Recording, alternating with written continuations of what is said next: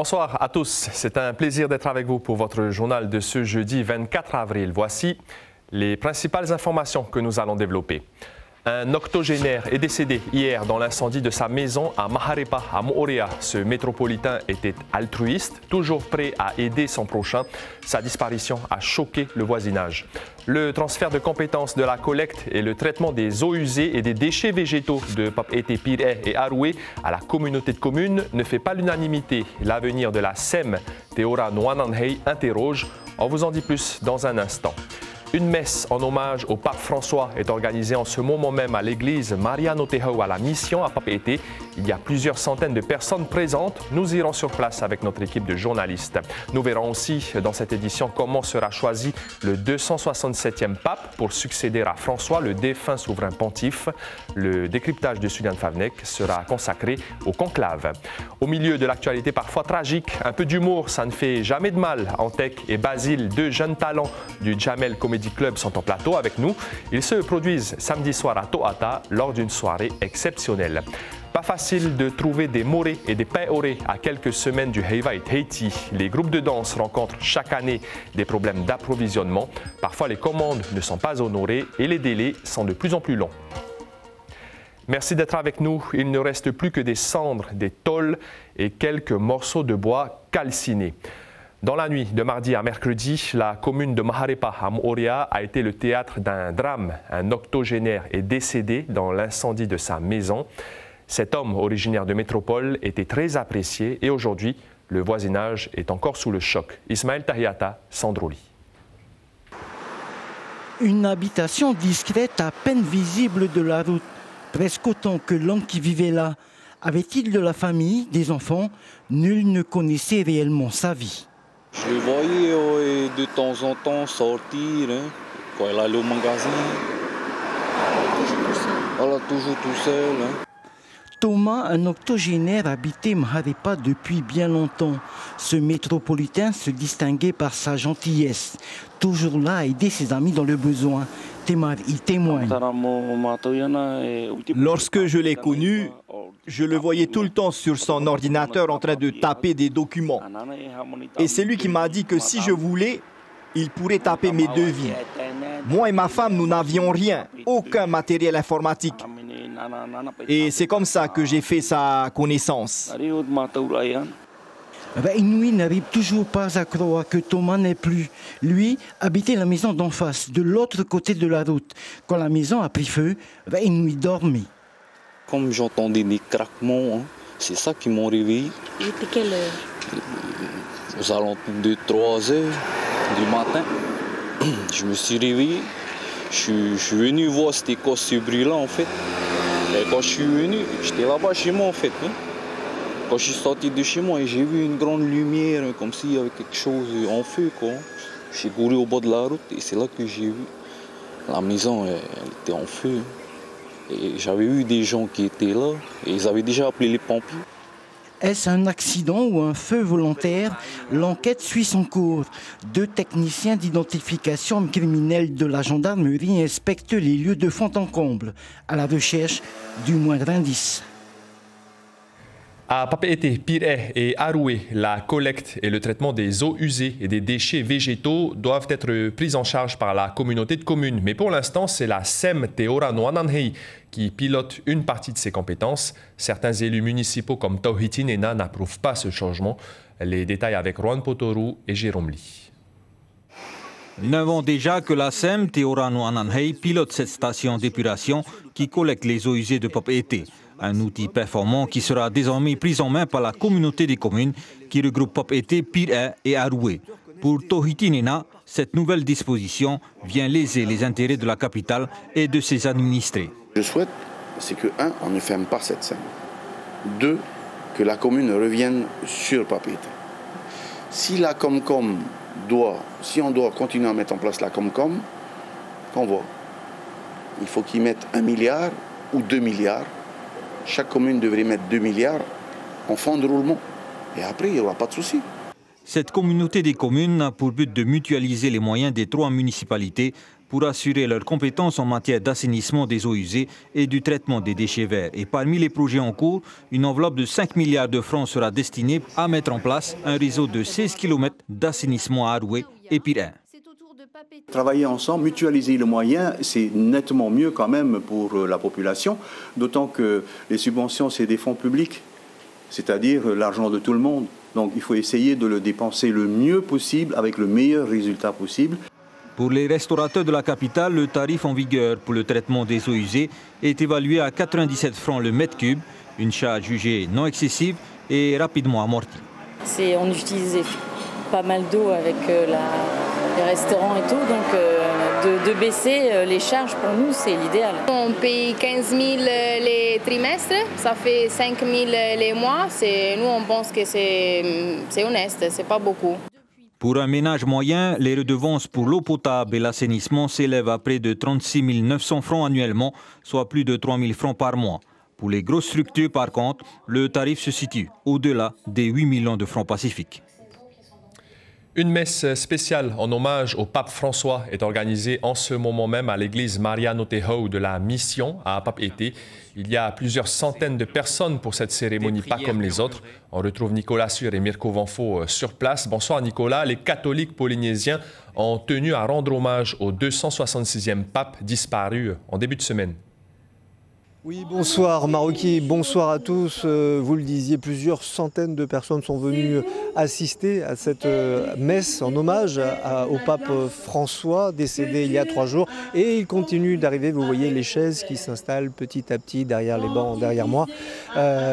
Pour officier cette messe, Monseigneur Cotenso, assisté de plusieurs prêtres et diacres dans le public, le haut-commissaire, des responsables politiques et des responsables d'autres religions, puisque le pape François était connu pour son humilité, mais aussi pour son ouverture religieuse et sa volonté de réforme de l'Église catholique. Tout au long de la semaine, pendant 8 jours, plusieurs messes auront lieu en l'honneur du pape François un peu partout en Polynésie française. Après la mort du pape François, un conclave doit être convoqué pour élire son successeur au Vatican. Tous les cardinaux sont convoqués à Rome pour ce vote religieux. Il s'agit d'un processus d'élection qui a été suivi presque sans changement depuis environ 800 ans. Composition et résultats. Suliane, vous vous êtes intéressée à ce processus historique très particulier. Oui, tout à fait, Maroki. Alors déjà, il faut savoir que le conclave doit se dérouler entre 15 à 20 jours après le décès du pape. Le pape François étant décédé le 21 avril, le conclave devrait avoir lieu donc entre le 5 mai et le 10 mai. Alors le conclave est très codifié. Il est apparu pour la première fois au XIIIe siècle. Et les règles n'ont pas changé, vous l'avez dit, depuis le Moyen-Âge. Alors là, ce sont 135 cardinaux électeurs qui sont convoqués à Rome. Ils viennent de 71 pays et ils doivent être âgés de moins de 80 ans, Maroki. Et cette élection est ultra secrète, Suliane. Oui, ultra secrète, effectivement. Ils vont être complètement isolés dans la chapelle Sixtine.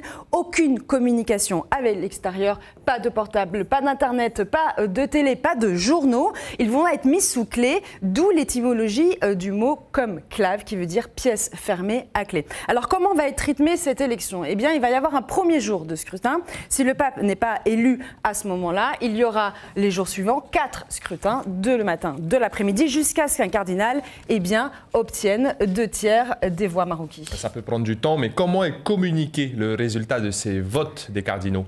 Le résultat est communiqué par une fumée qui va sortir de la chapelle Sixtine. Elle sera noire si les cardinaux n'ont pas réussi à élire un nouveau pape. Elle sera blanche si un nouveau pape est élu. Et à ce moment-là, l'annonce sera faite depuis le balcon de la basilique Saint-Pierre. Et là, pour ce conclave, ça sera pour cette annonce, en tout cas, ça sera un cardinal français qui va prononcer la fameuse formule Habemus Papam, nous avons un pape. Et il s'agira, vous l'avez dit, du 267e pape de l'histoire marocaine. Merci beaucoup Suliane Favnek pour ces détails. La 2e édition du Forum des blessés militaires a eu lieu aujourd'hui au Cercle mixte des marins. Parmi les objectifs, agir pour les familles, renforcer les capacités de résilience et les ressources du blessé, mais aussi mettre en lumière le quotidien des aidants. Écoutez la directrice interarmée du service de santé en Polynésie au micro de Juan Potoru et Jérôme. L'objectif, c'est de leur montrer que l'institution militaire prend en compte leur situation particulière.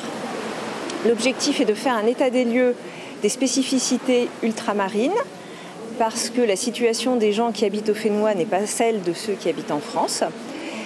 Et la thématique cette année, ce sont les aidants, la famille, les enfants, les conjoints, les parents, les amis. Comment on peut leur apporter des solutions. Ils vont faire rire le public de la place Tohata demain soir et ça commence déjà. Les jeunes talents du Jamel Comedy Club, parmi eux, Antek et Basile, nos invités ce soir. Bonsoir. Bonsoir Marouki. Merci d'être avec nous. Le Jamel Comedy Club, je l'ai lu quelque part, c'est un petit peu comme l'équipe de France. Alors entre vous deux, vous êtes plutôt attaquant, milieu, défenseur Sacré pas de gauche du côté d'Antek. Ouais, les deux pieds, même j'ai envie de dire. Ousmane Dembélé quoi un peu. Ouais, un peu. Clairement, Antek est le sosie en plus de Ousmane Dembélé, donc la comparaison tombe parfaitement bien. Ouais. Et toi, Basile, plutôt défenseur alors du coup Moi, je suis du coup plus Benjamin Pavard apparemment, je pense. Plus de volets attendu alors. Exactement, vous allez voir. Alors, vous allez vous produire Place Tohata, c'est quand même différent par rapport aux petites salles intimistes à Paris. Est-ce que vous avez pris la mesure un peu de l'endroit ? Ouais, on est passé pas loin en visitant un peu les alentours depuis qu'on est arrivé. Et c'est très excitant. Ça a l'air d'être une salle en plein air où je pense qu'on va prendre beaucoup de plaisir. En tout cas, on a très hâte d'être au spectacle. Ça fait quelques jours que vous êtes au Fénois avec Ilyes Mela et Nash. Où vous êtes un petit peu inspiré de la culture locale. Le but, c'est bien sûr de créer du lien avec le public. Qu'est-ce que vous avez constaté un petit peu dans la culture locale qui vous a surpris ? Alors, qu'est-ce que tu as constaté, mon cher Vous avez goûté le fafarou un peu ? Non, pas du tout. On n'a pas encore, mais alors, tout le monde fait que nous en parler, mais on n'a pas encore pu goûter. La meilleure comparaison qu'on nous a fait, c'est qu'on nous a dit c'est vraiment le roquefort des poissons.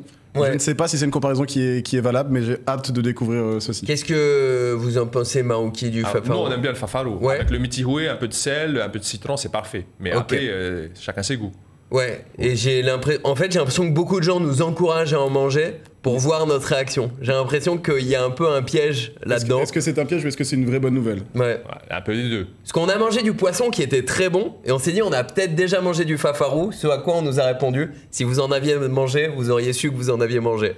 Comment est-ce que vous vous inspirez ? Parce que le stand-up, il y a quand même une part humoristique, enfin improvisation plutôt, préparation. Les vannes, on les fait pas comme ça. Il y a beaucoup de préparation, c'est des sujets, ça dépend, en fait on vient tous avec des sujets qu'on a un peu prévu d'aborder, tout ça. Après on va toujours chercher à s'adapter un peu à ce qui se passe pour que le show il soit unique quoi. C'est sûr que là on est à Tahiti, c'est dommage de faire exactement le même spectacle qu'on aurait pu faire à Pau, Caen, Clermont-Ferrand, Reims, Béziers, Besançon. Voilà. Enfin voilà. Je sais pas si vous avez besoin de plus de villes. On peut peut-être en sortir deux. C'est votre première production un peu en Outre-mer ? On avait fait les Antilles, ouais. On avait fait les Antilles, Guadeloupe, Martinique. On avait adoré tout ce qui est soleil. Moi déjà, franchement, j'ai une peau qui respire vraiment le soleil, quoi. Donc, du coup, j'adore ces destinations-là. Mais vous avez remarqué que ça va pas très vite aussi dans les Outre-mer, hein ? Cool. Hein ? Cool. Franchement. Cool. Je préfère que ça soit toi qui le dise, Marouki. Mais cool, ouais. Ces propos n'engagent que toi. On peut être d'accord, on peut être contre, mais sache que nous... On sent qu'en tout cas ici, on apprécie la vie et chaque moment. Et là, aujourd'hui, typiquement, on était à Mooréa. On a adoré, on en a pris plein les yeux. On a été avec un guide dans tous les sens du terme, qui s'appelle Mana, à qui on rend hommage aujourd'hui, qui nous a fait visiter, qui nous a appris... quelques traits d'esprit et de poésie dont on a beaucoup apprécié. Et voilà, donc on rencontre un peu les gens, on voit les paysages. Franchement, vous êtes bien ici quand même. Hein. Ah ouais, on est bien, on va pas se plaindre. Toute dernière question, quelle est votre vision de l'humour ? Est-ce qu'on peut rire de tout, mais pas avec n'importe qui, finalement ? Tu as notre vision de l'humour. Je pense qu'on peut... Ouais, on peut absolument rire de tout, avec franchement plus ou moins tout le monde. Mais ça dépend qui sont ces personnes avec qui on rigole. Bam. C'est assez beau ce que tu as dit, ouais. Plutôt fier de ma réponse. Dans le respect, avec la rigolade, en s'amusant, et que tout le monde s'amuse, c'est un peu ça notre but. Et de donner un message de paix également, je crois que c'est important pour nous. Plusieurs centaines de personnes qui vous attendent à Place Tohata, hein. Ça met la pression un peu ? C'est une pression positive, on a toujours le trac avant de monter sur scène, on se rend compte de la chance qu'on a de venir faire des blagues à des milliers de kilomètres de chez nous. Donc on a très hâte de retrouver les gens Place Tohata samedi. Ouais. Et ce sera samedi donc avec toute la troupe du Jamel Comedy Club. Merci beaucoup Antek et Basile d'avoir répondu à nos questions.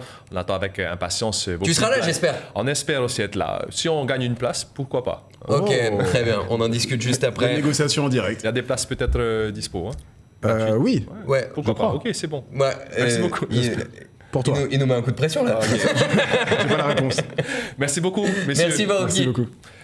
À l'approche des festivités du Heiva et Haiti, il est de plus en plus difficile de trouver des matières premières telles que le moré ou le paoré. Les groupes de danse font généralement des réservations longtemps à l'avance, mais certains ne sont jamais livrés faute de quantité suffisante. Nicolas Suir, Mirko Ronfo.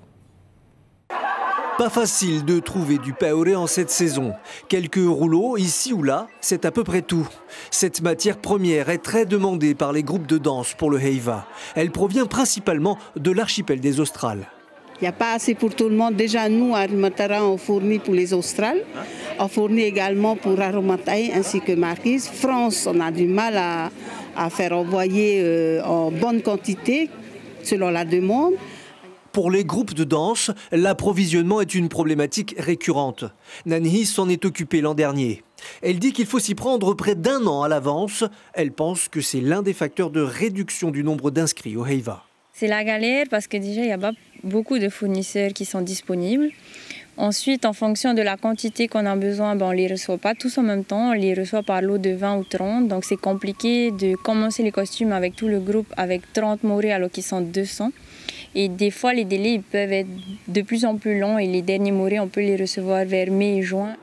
Alors, dans cette boutique de fourniture de matières nécessaires à la confection des costumes de danse, la responsable avoue être en rupture de stock de paoré depuis 2 mois.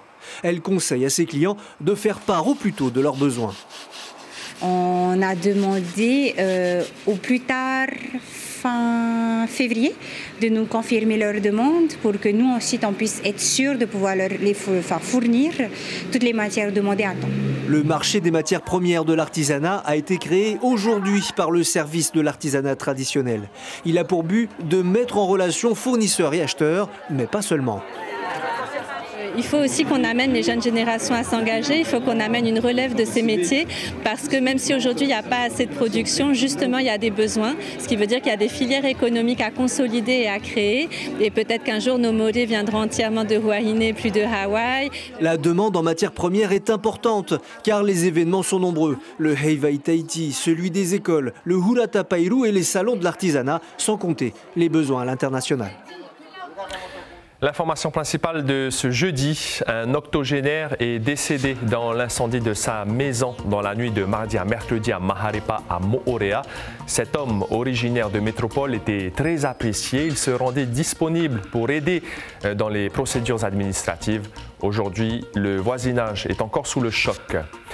Marie Andro, infirmière coordinatrice des prélèvements d'organes au CHPF et chargée de projet à l'association Un don de vie, sera l'invité café de la matinale radio demain matin.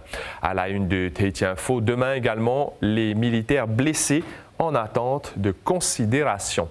Sur vos écrans, ce soir, 2 épisodes de Lex Africana et le téléfilm Le compagnon de mes rêves. C'est la fin de ce journal. Merci de votre fidélité. Passez une excellente soirée. À partir de demain, vous retrouverez Cybèle Plichard pour les journaux. Très belle fin de semaine et prenez bien soin de vous.